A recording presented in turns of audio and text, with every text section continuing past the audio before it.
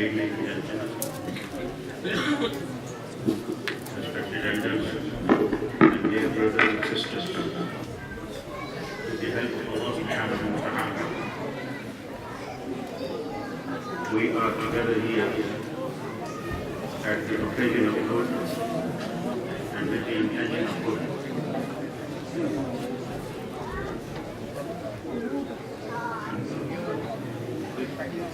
When I came, I had in my mind something different. Prior to this, about an hour or so ago, we were studying the al-Abbas, the miracles that happened at the time of the birth of the beloved Sallallahu Alaihi Wasallam. And I had in my mind to continue on those lines. When I came here, an introduction to the peace education program was going on. So I thought that we change it a bit and bring in something that we have been studying where I do my Jummah. In our Jummah sessions, we are studying the topic, and in our study circles we are studying that too, the same subject. So I thought I should share that particular topic with the brothers and sisters here.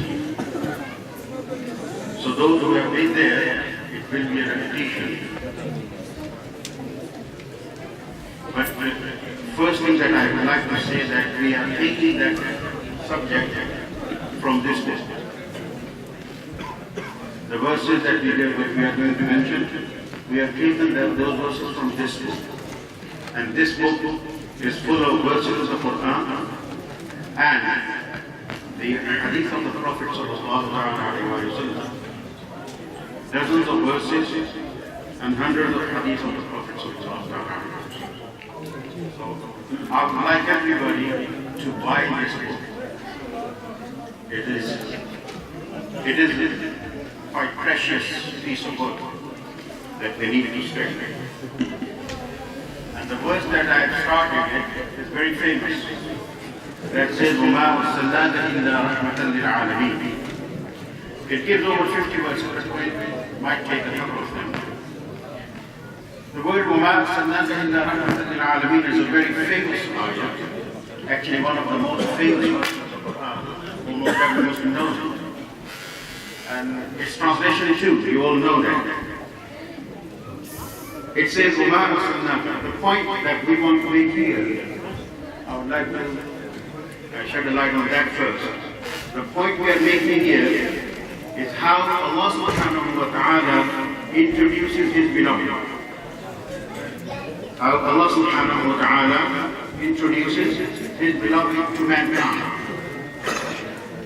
And we are taking the introduction of the beloved sallallahu alaihi wasallam from the Quran. And in the way that Allah subhanahu wa ta'ala has mentioned.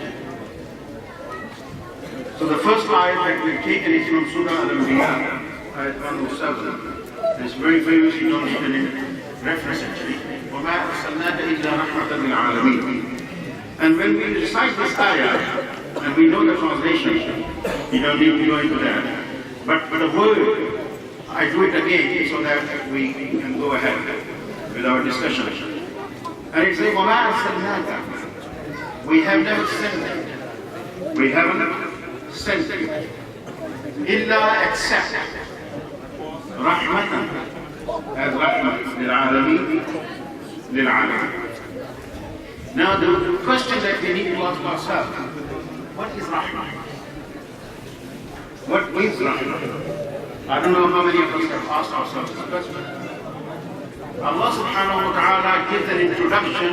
It does not say that the Prophet sallallahu alaihi wasallam is rahmah. It does not say that. Be careful. Just listen to it carefully. It does not say that the beloved sallallahu alaihi wasallam is rahmah.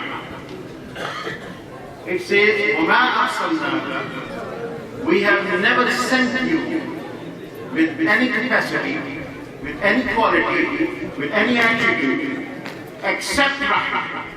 So the meaning is not that he is Rahmah. Meaning is, he is only Rahmah. Whatever capacity he is in, if you look at him as a father, if you look at him as a head of a state, if you look at him as a social reformer, if you look at him as a trader, if you look at him as a prophet, whatever angle, whatever aspect of his life you study, from each side, from each dimension, he is nothing but Rahmah. That is the confinement of that quality and the actual confinement of the personality of Prophet with Rahmah. So Muhammad is nothing but Rahmah. He is only Rahmah. Now let's ask ourselves, Rahmah, what is Rahmah? And if you look at the dictionaries, you'll find the word Rahmah is Rahmatu hiya ar-riqqa. Ar-Rahmatu hiya ar-riqqa. Riqqatul qalb. Rahmat means the softness of heart. The softness of heart. So the main meaning will be Muhammad sallallahu alayhi wa sallam is nothing but the softness of heart. He is nothing but a soft-hearted person. His heart is soft from whatever dimension you look at him. He is soft-hearted from whatever angle you look at his personality. As a messenger you look at him, he is soft-hearted. As a commander-in-chief you look at him, he is soft-hearted. As a trader you look at him, he is soft-hearted. As a friend you look at him, he is soft-hearted. Even as an enemy you look at him, if you want to look at him as an enemy, he is soft-hearted. He is nothing but the softness of heart and body. Are we clear on that? Now we ask a question. Oh Allah, you have told us that your beloved is just softness of heart. He is just soft, just gentle. But we see in our lives, people are gentle, but there is some limit to their gentleness. People are soft-hearted, but there is a limit to their soft-heartedness. I could be soft-hearted for my children, but may not be for the children of other people. I could be soft-hearted for my students, may not be for others. I could be soft-hearted for my friends, but not for those who are not my friends.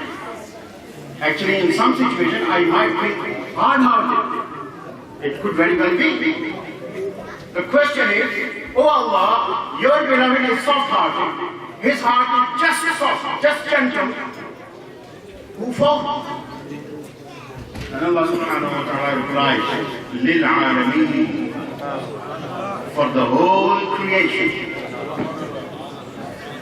For every single thing Allah has created.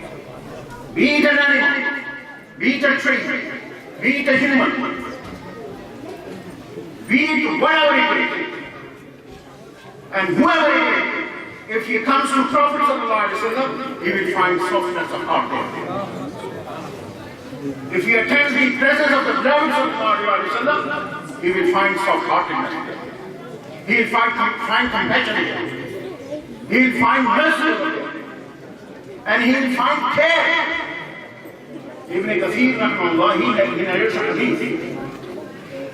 And then another ayah, Azizun alayhi, not under this ayah, but he narrates this hadith, that the person came to the Prophet sallallahu alayhi wa sallam, and this person, he was newly converted. He didn't know much about the Prophet sallallahu alayhi wa sallam. He didn't know much about the personal life of the beloved sallallahu alayhi wa sallam. And he came and said, Ya Rasulullah, I have a problem, I need things for my life. Well, the Prophet ﷺ gave him whatever he had there. And then asked him, Al-Ahsantu ilayk? Have I done enough for you? Have I been benevolent to you? And he replied, because he didn't know the person. Whatever he saw in front of him, he judged according to that. And he said, La wa ma ajmal. No, you haven't even fulfilled my basic need. And Sahaba felt, and some of them were about to stop him. And the Prophet ﷺ said, leave him. Leave him. And then he stayed there when the session ended. He went home. He said to him, come with me. And took him to home. Now he comes into the home of the Prophet ﷺ. Now he sees the conditions what the beloved had from dunya. He doesn't have anything from dunya. He doesn't like anything from dunya. And then whatever he had, he gave it to him. And after that, now he has seen it. After that, Rasulullah said, Al-Ahsantu ilayk. Have I been benevolent to you? And he said, Naam. فَجَزَاكَ اللَّهُ. Yes, of course. And may Allah recompense you.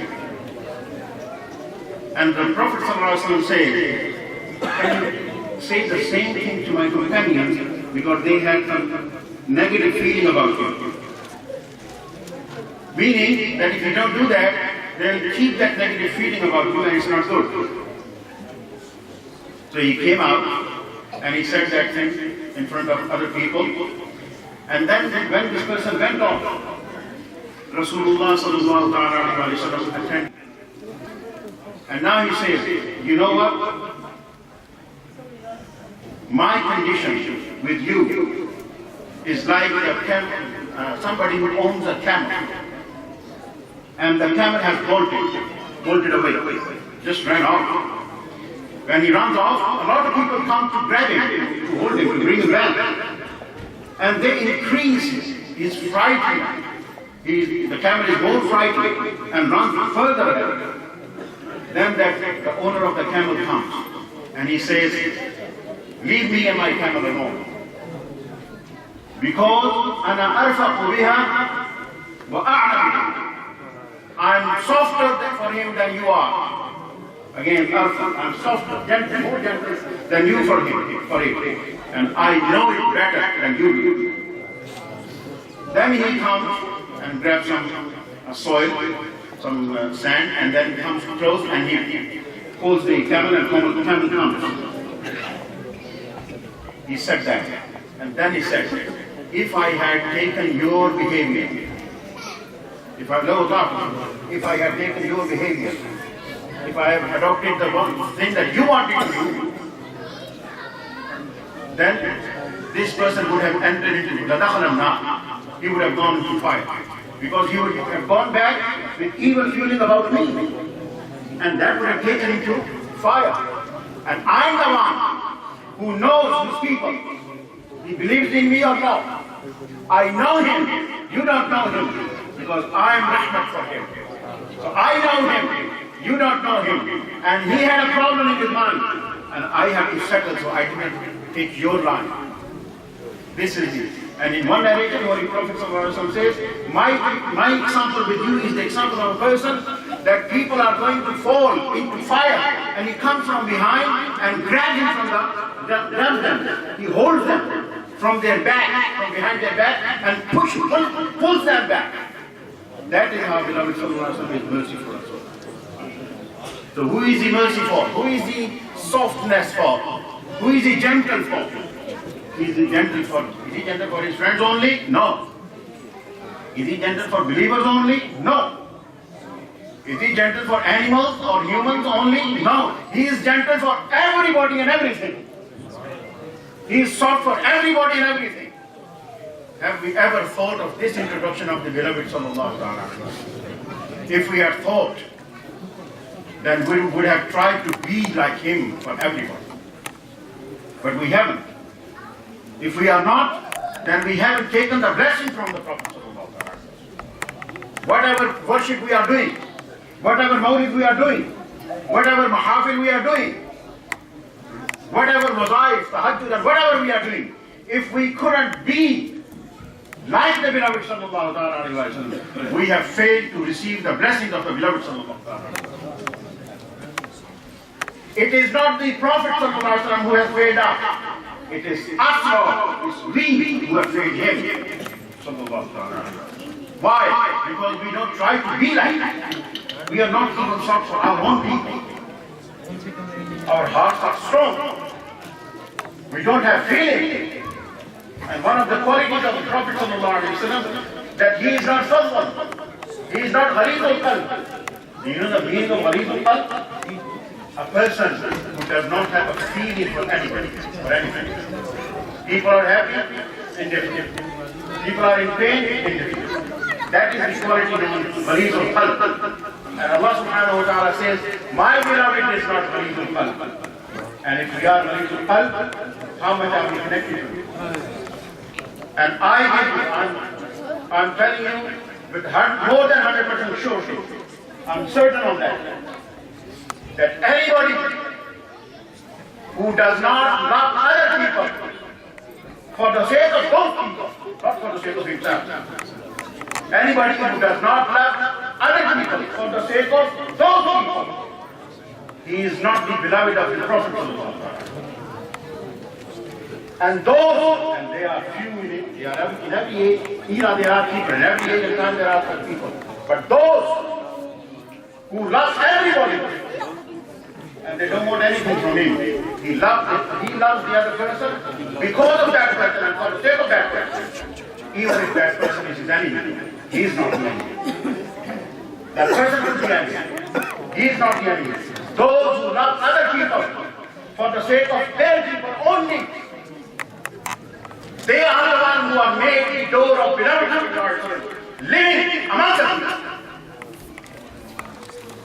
You can't be a friend of Allah without this quality. Why? Because the most beloved of Allah has this quality. So this quality is important with the belovedness of Allah. So وَمَا أَرْسَلْنَاكَ إِلَّا رَحْمَةً لِلْعَالَمِينَ. If we look at this one ayah, can we imagine? Can we imagine, if we look at ourselves now after this, we don't go to the next ayah. If we look at ourselves after this, then look around us. Can you imagine that a person is stone-hearted? He massacres, he kills. Even if he doesn't kill, he doesn't care for others. He doesn't feel for other people. How could that person have anything to do with the beloved Muhammad sallallahu alaihi wasallam? That's the question of the day. How could a person whose heart is not soft can claim a connection of seeking blessing from the Prophet sallallahu alaihi wasallam? He just can't. How can we imagine people who are massacring, who are killing, and then they claim to be the ones connected to the beloved sallallahu alaihi wasallam? That's just a lie. Because we don't follow this person or that person. We follow Muhammad sallallahu alaihi wasallam. And he is rahmah for everybody. I finish with one thing that one event from the life of the Prophet sallallahu alaihi wasallam. You have heard it many times. It might be a repetition, but I finish with that. A person came to the Prophet sallallahu alaihi wasallam. For the Prophet sallallahu alaihi wasallam actually is in his travel. He's coming back from some travel with the companion, and in the middle of the day, in the afternoon, they take rest at some place. At a bit distance from other Sahaba, there was a tree, and it had some shade. So Holy Prophet sallallahu alaihi wasallam went distant and slept there. When the Prophet sallallahu alaihi wasallam slept there, somebody from Mushrikeen, he was passing by. He happened to see, and he saw the Prophet sallallahu alaihi wasallam at distance. He understood that even if he calls them, they won't be able to reach before I could do whatever I want to do.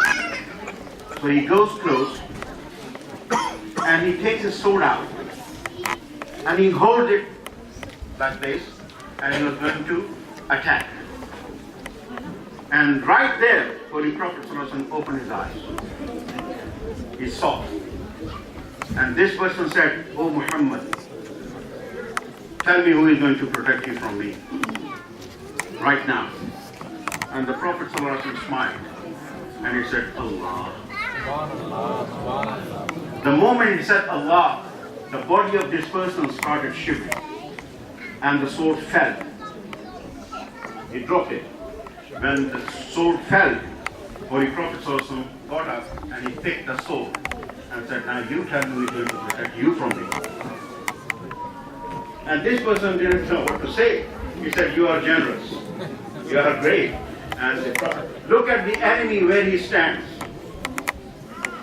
My point again, people may be his enemy, he is not anybody's enemy. That is softness of heart.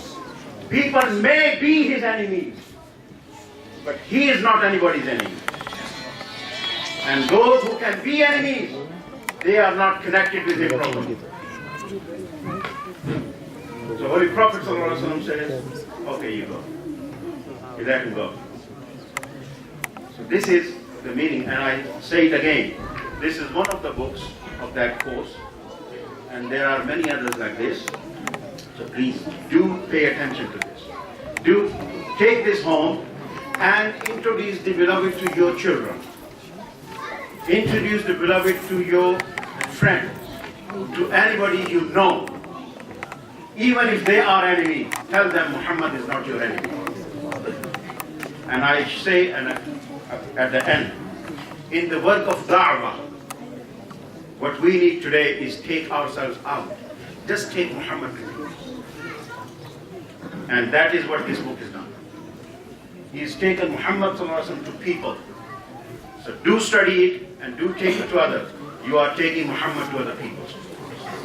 May Allah subhanahu wa ta'ala give us proper understanding.